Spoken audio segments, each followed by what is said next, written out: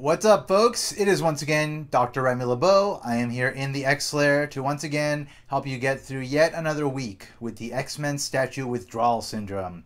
You've been suffering, and I'm here to help alleviate that suffering by providing you a cure that might actually make you suffer in a different way. In a way that will make your soul be tortured for eternity, or have your spirit dragged down into the depths of several demon dimensions where it will be torn apart for millennia until you wind up a empty shell of a person walking the earth with no purpose. So very similar to what I am right now. Given that there just aren't enough new X-Men statues coming out, I feel like I have no purpose. I'm kidding though, because there are plenty of X-Men statues coming out, and I have plenty of X-Men statues, and I am fine, and you are fine, and this statue is going to make us even more fine, because she is fine. As you can see, this is the statue of Madelyne Pryor. She is the clone of Jean Grey, created by Mr. Sinister, Nathaniel Essex. This is after Jean was supposedly dead after the Dark Phoenix saga, and Sinister created her clone. Cyclops left the X-Men, and while he was with the X-Men, I don't know, I haven't read those issues in a very long time, but I know that Cyclops wound up like marrying her, and they actually wound up having a kid. And that kid is Nathan Christopher Summers, aka Cable. And we all know the story of Cable. Cable was a baby. He was infected by the legacy virus. This is not right. He was not infected by the legacy virus. He was infected by the techno-organic virus by Apocalypse, sent into the future to be cured, comes back to the present, an old man, is ultimate badass number 2 behind Wolverine as far as X-Men go. And this is the mom. This is the mom of that Cable that everybody loves. But of course, this is not just the mom of Cable. This is not just the clone of Jean Grey. This is also a person that has basically been seduced by the demon Nastor. I think that's how you pronounce his name. Anyway, she became the Goblin Queen. There was a whole storyline called Inferno. This is one of the issues of Inferno. Inferno crossed over between X Factor and Uncanny X-Men, and it involved Sinister. It involved all sorts of demons, which you can see here, and of course Madelyne Pryor. And I'm not going to go into the details because I actually don't remember all the details right now. I need to go back and reread some of that stuff. I haven't read it since I was like a teenager. But what I do know about it is that it resulted in Maddie Pryor here, looking very cool, looking very sinister, looking very sexy. And Bowen Designs a couple of years ago decided, hey, I think it's time for us to make a Madelyne Pryor statue as the Goblin Queen. And so they did, and this is the statue that resulted. So the statue comes in 3 main parts, and that's actually 4 main parts. So it's like the head and the cape, and they are connected via a magnet to the body. There you go. So there's the head and the cape. Hello, my demons.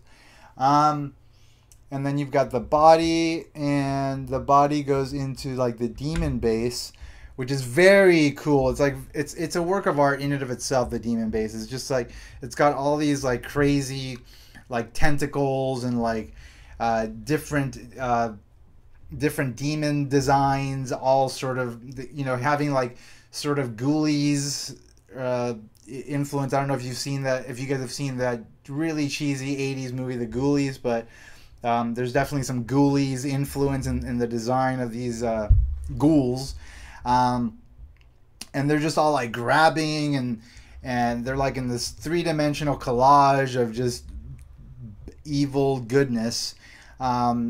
claws, horns, just everything you would want from what you would want a base like this to look like is what the base looks like. It's perfect. It's funny, there were some folks, I guess there's some collectors that are fairly religious, and they actually, I remember one guy mentioned that he didn't want to get the statue because he was actually afraid of it. Like he feared these demons. Like they evoke such like compelling images of evil, that he didn't want to get the statue and have it in his house because it kind of felt like a threat in a way. I mean, there's degrees of being devoted to any kind of religion or religious doctrine, and some folks, they tend to take things very literally, and sometimes it can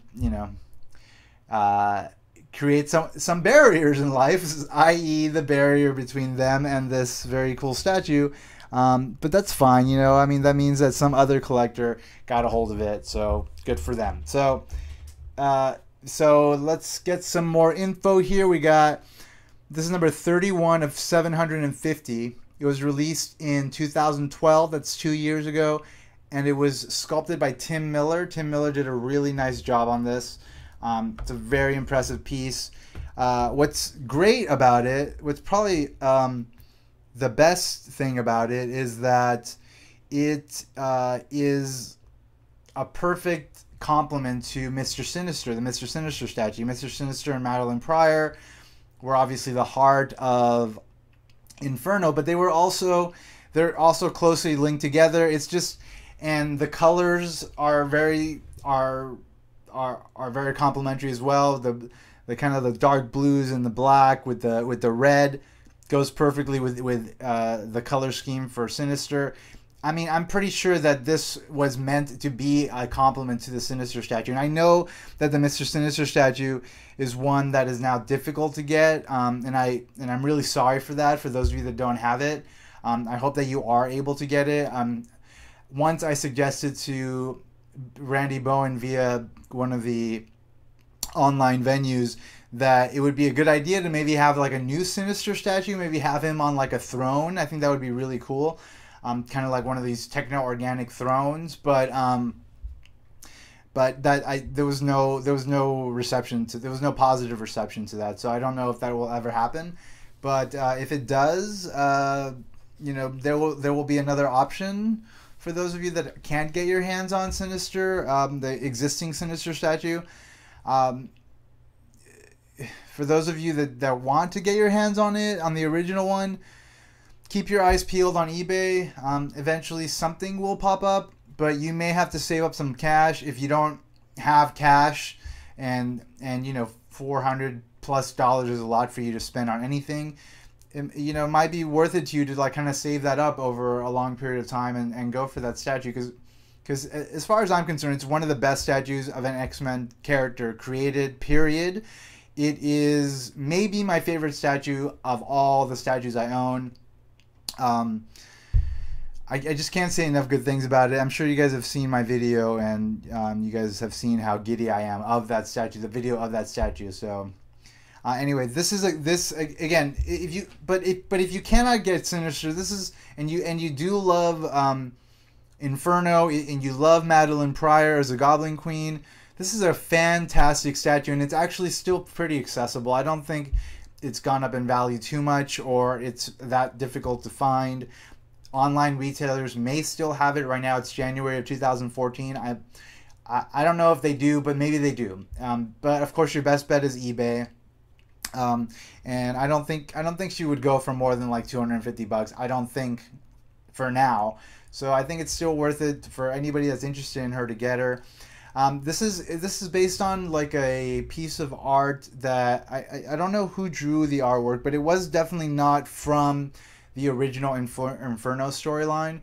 It was some sort of like it might have been like a convention art piece of artwork, or like a lithograph that was created by Marvel at some point years after Inferno. But it was a really cool piece of art, and that's what this particular statue was based on.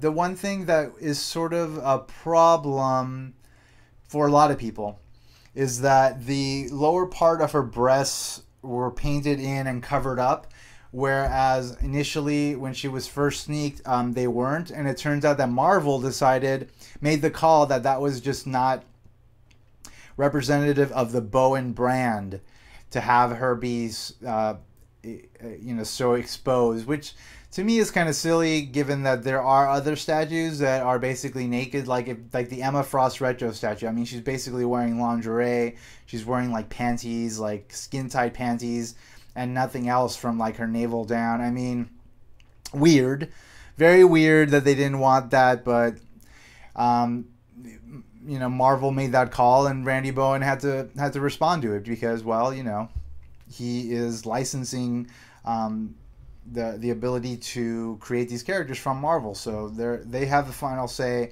on what gets produced. Of course, a lot of collectors, as I said, were not completely happy with that. One dude that I haven't seen in a while, but his name's Henry. He's a Marine. He's a very cool guy. He actually got this statue and actually had her. I think he had like a customizer, like remove the lower part of the breast cover. So actually, turning the statue into what it was intended to be initially, based on the artwork, which had most of her breasts exposed up until the point probably where her nipples are. So. And it's kind of tricky though, because you have to kind of smooth it out. I mean, I would not do it myself because I don't really care. But for those that do want to do it, for Henry that did do it, it wasn't just like repainting that area, because you have kind of like the fabric folds and that need to be kind of smoothed out in order to kind of create like a smooth flesh quality to the lower breast portion of the statue. So it's not as easy as it might seem. So my hat goes off to him and anyone else who got it done or wants to get it done or whatever. But not a big deal. Like, you can see this is a very impressive statue. I've already talked about the base. The base is just super impressive, like super eye-catching. Just so much to love about it. And just the costume is fantastic. I love the cape. Cape is super dynamic, and it's got sort of that tattered quality to it, which is great. Like the ends are just tattered, and it just like oozes like villain, which is what the Goblin Queen is. She's like a evil villain, and every aspect of the statue exudes that quality, which is amazing, and just makes her as a villain, as a statue, just fantastic. Her in the set of villains, at least in my display set of villains, is just so perfect. Her with Sinister, perfection. There's just a lot to love about this statue. I love like the flowing sort of kind of loinclothy. It's not loincloth, but it's like a kind of like that fabric that covers her pubic area. It looks great, and it's got the same sort of texture as the cape. But really, I mean, the make or break thing from any statue is the face, and her face is fantastic. She's got the whited out eyes. She's got this like look on her. She has a specific look on her face, which is like a sinister look, but like, she's sort of enjoying being, sinister. Like, it's fantastic. It's got a lot of personality. There's also the flowing hair. She's got the flowing hair, very dynamic flowing hair going. It's like every detail of the statue is on point. A lot was put into every single aspect of it. It's such a winner. It's incredible. It's just signature Bowen, like when Bowen goes after like a character that's like kind of a challenge and has a lot of characteristics that really make it stand out, they, more often than not, maybe 9 out of 10 times, they get it right, and they get it right so hard that if anyone else would try to come close to it, they will fail, because Bowen Designs, they just go above and beyond the mark, and they keep setting the bar higher, which is awesome. I love it.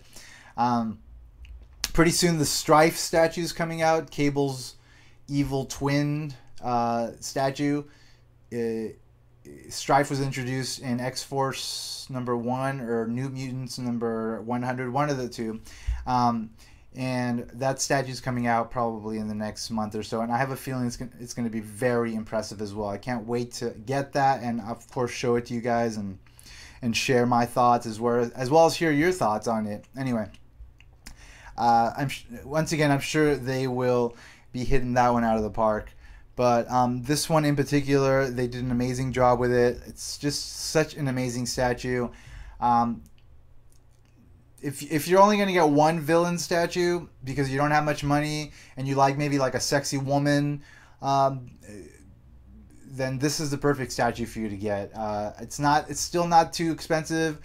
As you can see, I really love the detail. It's just amazingly detailed, and it's worth all the enthusiasm that I have for it. And if you are one of these people that are not able to get 1,000 statues like I am and others are able to do, this is definitely one to get if you're that limited. Definitely beautiful statue, fantastic on every level, just amazing. All right, I think I've been as enthusiastic as one can be about this statue. I think I've covered everything that needs to be covered, and I hope you're satisfied. I know I am. And thank you so much for checking out this video and taking the time to watch it, as well as others. Thank you to my subscribers. You guys are awesome. Thank you for being so loyal. That's really cool of you. My YouTube channel, for those of you that don't know, is Dr. Remy LeBeau's X-Lair. If you haven't already subscribed, please do. I have plenty more material coming up on new statues as well as older statues I have. I've got a few sort of ideas about how to expand my coverage of the collection. So stay tuned for that. I also have a blog, X-Men Statues of Future Past.blogspot.com, in which I have some stuff related to just X-Men statues, as well as individual posts relating to every single statue I have, with a variety of photos that I've taken to sort of highlight the details of each statue that I don't do in the videos, because I don't like to get too complicated with the videos, because then I would have to do a lot of editing and etc., and it would become a lot of work, and then I might end up just not wanting to do it because I actually have real work to do in my life that takes precedence over this. So don't want the hobby to become a job, is what I'm saying. And as always, of course, I want to emphasize that you should put an X in the box, because ain't nobody checking me. Thank you all for coming by. See you all very soon. Bye-bye.